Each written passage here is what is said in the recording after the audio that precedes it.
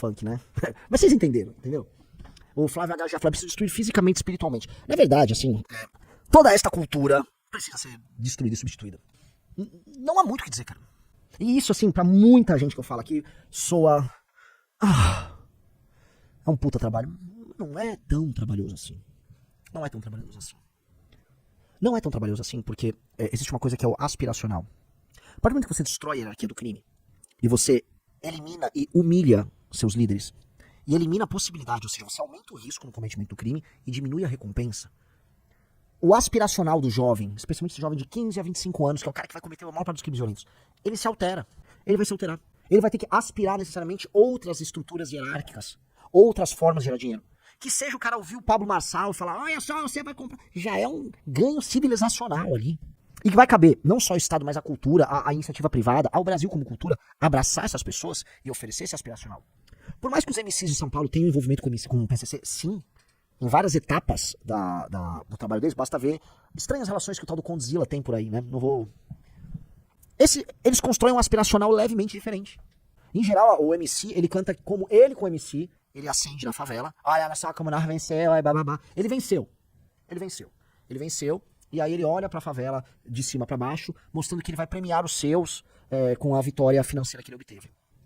E aí, dentro do imaginário deles, ele constrói festas em geral com casas com piscina. Porque é o sonho desse cara... E repara, vários dos clipes dos caras são casas com piscina. Porque o aspiracional dele tá em Alphaville. Ele quer se tornar uma pessoa aceita pela classe média mais tradicional. Então ele quer comprar uma casa com piscina. E aí ele vai ter umas mulheres ali, vão ter uma moto e tal. Mas já não é ligado ao estabelecimento de uma hierarquia militar, de guerrilha no morro. É diferente. Então, o que eu quero dizer pra vocês é... Se já é diferente neste detalhe e já é melhor, tá? É lógico que se a gente fizer uma operação de destruição, de desconstrução dos símbolos, e a gente começar a oferecer meios para essa ascensão, coisas novas vão naturalmente surgir. E essas coisas novas que naturalmente vão surgir, vão ter que ter um papel, volto a colocar aqui, quase paternal do Estado, em saber instigar e incentivar o que é positivo e passar o facão no que é negativo. Porque as sementes dessa doença cultural, elas não vão desaparecer com a destruição do tráfico, mas elas vão permanecer. E essas sementes, como eu só falei, elas se dão em todos os termos, né? Como destruir essa cultura de sexualização precoce, né, que a gente fala da periferia, a cultura da mãe solteira que dá origem ao filho problemático, que vai estar atrás da novinha que vai virar mãe solteira, né? Isso é outro tema que, assim, vai envolver desde educação sexual nas escolas, que a direita não gosta de falar, mas vai ter que falar, tá? Papel do Estado, assim, uma política muito, muito, muito dura de controle e formação nas escolas, porque, querendo ou não, dado que você tem essa presença de famílias desconstruídas na periferia, se você não tiver um papel disciplinador, você disciplinar o espírito dessas pessoas mais jovens desde cedo e oferecer a elas sonhos e ao mesmo tempo oferecer para elas medo, sanção, punição e dogmas, não virá das famílias destruídas delas essa é a resposta. Então, a escola tem um papel civilizacional nisso, gigantesco. Por isso que a gente fala aqui, né? Primeiro aprender o matou, depois a bandeira, quartel, escola. A escola é muito mais do que um elemento meramente formador. Tem aquelas discussões, não, a escola é pra ensinar e a família é pra educar. Eu acho isso uma redução de classe média, porque parte do princípio de que todo mundo tem uma família que é capaz de educar. E não é o caso. Tirem da cabeça de vocês que estão assistindo a ideia de que todo mundo é uma família nuclear tradicional. Não é. Não é. Não é. E assim, meio que pros mais pobres nunca foi. É tudo muito desconstruído, é muito problemático. Pai bêbado vagabundo que abandona o filho. Pai bêbado que não cuidou. Arranjos dos mais tristes ali. Quem vai disciplinar? Quem vai falar não? Não só a figura do professor, né, mas a figura da instituição escola, a figura dos educadores, do diretor. Essa figura era quase um entreposto civilizacional em que aquele quartel cultural que vai ser instalado, né, nessas comunidades, que são as escolas, vai exercer. A escola é um entreposto cultural, quase como um quartel, formador de gente, e que vai suprir as fraquezas que as famílias brasileiras são incapazes de suprir. A família brasileira não está conseguindo dar conta desse tema. E isso é muito difícil, porque a resposta conservadora pra essas coisas sempre foi uma merda. O conservador trabalha com a ideia assim, não, porque isso cabe à família. Ô, conserva bobo, caralho, que família? Que família? É quase a família, pro comentarista conservador, é quase uma abstração baseada numa família americana dos anos 50. Que família, ô cara pálida? Então, fica essa porra, eu sempre vejo, não, porque a família vai pra... A família nem sabe educar, você quer falar que a família vai educar a escola, a família não sabe. Quando muito nessas famílias humildes, conseguiram manter o núcleo pronto por conta da presença de uma igreja que foi lá e segurou, a duras penas. Quando muito. Aí os caras acham que novamente essas regras de três, porque na direita no Brasil importa tudo dos Estados Unidos. Importa do movimento liberal, movimento conservador, tudo importado. Aí porque eles acham que são uma família do Arkansas, né? Que as periferias brasileiras estão cheias de Quakers ou de, sabe, batistas tradicionais americanos, né? Todos com sua família. Ai, não, vou tomar meu copo de leite no almoço e vou fazer uma oração, né, com a minha família comum. Aí vai chegando um professor degenerado na escola. Para com esse papo de mongol, esse papo de mongol. E ficava tendo essas discussões na direita que é papo de mongol. Igual esse LARPing que os caras fazem, assim, né? Da Threadwife que casou com não sei quem, e eles agora, ela anda com uma roupa muito modesta, fazendo pão e manteiga. I'm churning butter. Estão fazendo manteiga aqui pro meu marido, não sei o quê. Ficção de classe média alta, que aí vai que agora eles fazem esse LARPing de católico, aí ele vai numa igreja católica de elite na cidade, né? Não estou revivendo um estilo de vida século XIX. Cara, no século XIX, assim, uma pessoa dessa classe social civil teria escravas fazendo esse tipo de trabalho, só pra avisar, tá? Só pra avisar essas moças que caem nessa conversa. Você teria escravas fazendo isso. Então, nem era assim, tá? Vocês estão tão idealizando e imitando americanos. Então, o problema brasileiro, se você for analisá-lo na sua concretude, é um país muito pobre, muito desigual, tá? Em que por conta também, acho que principalmente, de um processo acelerado de êxodo rural, combinado com o break, a quebra no crescimento brasileiro que a gente teve com a crise do petróleo, o alto endividamento externo que o Brasil teve, e o fim da capacidade de investimento em infraestrutura e formação bruta de capital, tudo isso redundou num caos social nas periferias, tá? Um caos social que vem crescendo pra valer dos anos 70 pra cá. E nós estamos em 2025 e nós não resolvemos. Se a gente conta de 1975 até 2025, a gente tá falando de 55 anos. São 55 anos que isso não tem solução. Querem pegar e falar, Renan, não tô entendendo. Pegue em que época é passado o filme Cidade de Deus. Quando foi criado o projeto habitacional Cidade de Deus no Rio de Janeiro, Sr. Rafael Almeida Riso? Veja só, Cidade de Deus, um retrato completo da história. Cidade de Deus era um favelão. E aí o governo, liga o ar-condicionado, por favor, o governo criou um projeto habitacional. A ideia era boa, mas era um projeto habitacional longe. Esse projeto habitacional em si, ele já é favelizado e ele vira um lugar perigosíssimo, ok? A história do filme Cidade de Deus tem todos esses ingredientes. Revejam, pra vocês entenderem o que eu tô falando, o filme Cidade de Deus. Você vai ter algo que é passado dos anos 60 pros anos 70. Promiscuidade, criança entrando pro crime, né? Os meninos que são recrutados e viram membros do crime organizado são todos muito jovens, oriundos de famílias desconstruídas. Pessoas atomizadas sendo jogadas pra morar num lugar longe. Todos esses ingredientes que eu tô falando, se você assiste o filme Cidade de Deus, você vai olhar e vai falar... Agora imagine isso em escala industrial acontecendo em São Paulo, no Rio. Especialmente esses dois. Belo Horizonte, Recife, Salvador, Fortaleza, Porto Alegre, Brasília, Manaus, Belém. Inflando. Justamente no momento que a demografia era alta, tipo assim, acho que até os anos 70 o Brasil tinha, sei lá, nós tinham 4 filhos, 5 filhos de média, especialmente os mais pobres. Então você pegou as pessoas mais pobres, numa situação de assimetria educacional, galera, colossal. As pessoas que saíram do campo saíam analfabetas do campo. E elas iam morar nas cidades desdentadas, sem saber ler. Cara, no começo dos anos 90, muitas pessoas iam se oferecer pra trabalhar nas lojas, empregos como empregados domésticos, analfabetas. Era comum.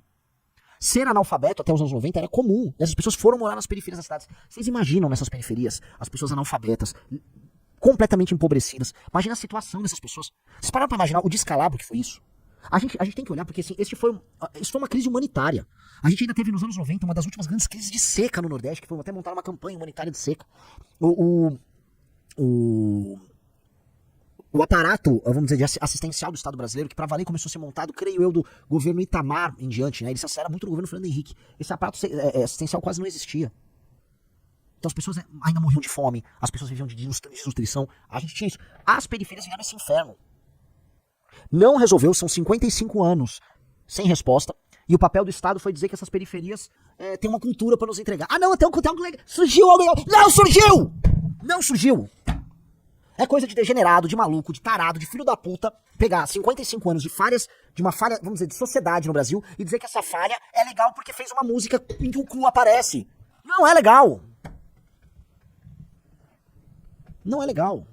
Pelo amor de Deus, não é legal, não é correto. E pô, qual é o nosso papel? Esse é o papel. Vamos lá. Pessoal, não existe sociedade igualitária. A dispersão do conhecimento e das capacidades humanas é sempre desigual. Portanto, as sociedades serão desiguais. E para elas valerem a pena, as pessoas nas posições mais altas da hierarquia têm necessariamente um compromisso com as pessoas que estão abaixo. Elas se veem como parte de um todo. Até as sociedades mais primitivas se viam desse jeito. Você teve, ao longo do tempo, arranjos anômalos baseados em exploração? Sim. boa parte daquilo que é um tema que eu adoro estudar, a gente fala das invasões indo-europeias.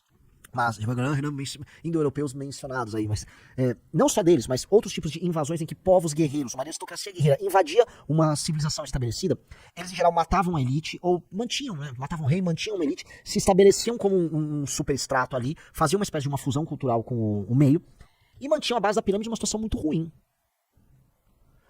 Dos arranjos mais horríveis que você pode ter visto é o arranjo que houve com os espartanos, com um povo chamado, que eles eram os ilotas, não lembro exatamente o nome deles, mas eles chamavam de ilotas. Ilotas eram povos, inclusive, gregos, tá? Que eles ocupavam uma determinada região ali, da... Ática? Acho que é Ática. Não sei se é Ática. Qual é a região que fica Esparta? Só cair. A Lacedemônia, isso. Eles pegaram esses caras, eles derrotaram eles militarmente, e eles impuseram a eles um regime de uma escravidão, em que o povo, aquela sociedade que ficava abaixo, era mantida como escravo de uma sociedade guerreira que não precisava lavrar o campo, não precisava ter esses trabalhos mais braçais, eles se dedicavam à guerra e se mantinham através da guerra. Os filhos dos espartanos, às vezes eram mandados, né, nos programas de treinamento deles, a descerem para onde ficavam os ilotas, e elas iam lá e matavam alguns ilotas como parte do próprio treinamento deles. Imagina como eram, assim, torpes essas sociedades em que não havia um compromisso concreto do topo com a base e havia uma exploração do topo com a base. Oriente Médio, né, nesse processo todo, no que a gente chama de Oriente Médio, né, na antiguidade esses arranjos rolaram aos montes. A sociedade brasileira foi construída assim também.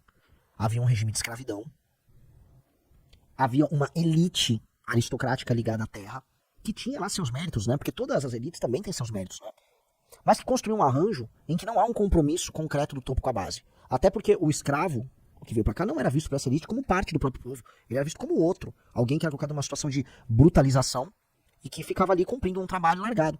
Quando essas pessoas deveriam ser inseridas após a escravidão numa sociedade comum, a elas foi dado, do ponto de vista formal, cidadania, direitos, mas materialmente nunca tiveram. E nunca houve, portanto, uma vontade concreta em inserir todo mundo. Não só o escravo. Vamos falar o sertanejo. Né? O sertanejo, o pequeno proprietário que existe nos interiores, por exemplo, do Nordeste. Esse cara é como se fosse um fruto da terra. As pessoas, né? Existem, olha que curioso, existem essas pessoas lá na puta que pariu, nesses sertões. Tá, esses caras... Uma vez o Dom Pedro II foi lá ver a seca, a fome, nossa, olha só. Quando surge Canudos, né, e você tem uma revolta, uma rebelião em Canudos, no fundo eram as pessoas daquele arranjo ali se rebelando com uma nova ordem que surgia, essa ordem republicana, mas também contra a estrutura de poder pré-montada nas cidades ali, eles criam a própria cidade. Essa falta de compromisso que o topo tem com essa base, e olha o que fizeram com Canudos. Fizeram um genocídio em Canudos. Os republicanos fizeram um genocídio em Canudos, um genocídio promovido pelo exército brasileiro. Porque foi uma forma naquele genocídio de matar, inclusive, os requisitos supostamente pré-modernos. Não que eram pré-modernos. É que quem disse que o exército nosso era moderno, né? O exército nosso, no fundo, enfim, ele achava que era moderno, era todo positivista, ele estava achando que estava matando certas raízes antigas nossas. E o exército só praticou um genocídio. Foi um genocídio puro e simples. Não há esse compromisso todo com a base. E nós que estamos formando um partido político, nós que somos um movimento político, nós temos que entender que nós vamos ocupar posições de poder. Fazer política é exercer poder. E você exerce poder não de baixo para cima, você exerce poder de cima para baixo. Quando a gente fala, ganhe uma eleição, vire juiz, seja um empresário, eu tô falando assim, suba. Se é para subir, é para vir com um compromisso com embaixo. Por mais que você não se identifique com a pessoa que tá abaixo. Porque a sua vida é tão distante dessa pessoa que tá abaixo, que você não tem vínculos afetivos, você não cria esses vínculos. E deveria criar porque você não está tão distante. As pessoas falam a sua língua, elas professam a mesma religião que você, elas comem uma comida praticamente igual, só mudam a qualidade dos ingredientes. A comida é praticamente igual das classes sociais, entendeu? Os ritmos são mais ou menos os mesmos. Os sonhos, por vezes, são os mesmos. Só que a gente não tem que cultivar o distanciamento. A gente tem que ter uma aproximação. A aproximação não significa apagar os elementos culturais benéficos da base. E concretos da base, os elementos populares positivos. Mas significa que você vai ter que eliminar os vícios que a própria elite ficou falando que eram virtudes. Não, olha como é bom ser malandro. O malandro na periferia. Ai, o malandro. Ai, o malandro. Não, não, olha só que beleza essa liberdade sexual da não sei o quê. Olha, a Regina Casé foi na favela. Olha o que aconteceu. Não, elimine os vícios. Façam que as pessoas adotem, no seu modo de vida, práticas que são práticas vantajosas do ponto de vista cultural. Vantajosas, por exemplo, práticas ligadas à disciplina, à manutenção da família, práticas ligadas ao compromisso com o estudo, a um resguardo, não só sexual, Igor falando aqui do tema da live, mas um resguardo, vamos dizer, dos impulsos, né? A sexo, violência, a recompensa rápida, que as famílias de classe média e elite professam em si. mas acham engraçado que a base da pirâmide não faz. Ora, é engraçado porque isso lhes dá uma vantagem comparativa, né? Dá uma vantagem comparativa. Se a base da pirâmide vive uma cultura em que lhes dá uma desvantagem, o topo também vai. E aí, materialmente, essas pessoas entram numa posição pior. Elas estão materialmente largando atrás. E culturalmente é incentivado que elas adotem práticas que o topo não adota. Entendi. A gente só tá perpetuando pobreza aí. Curta, se inscreva agora e comente para ajudar o canal a crescer. Compartilhe esse vídeo e espalhe a palavra.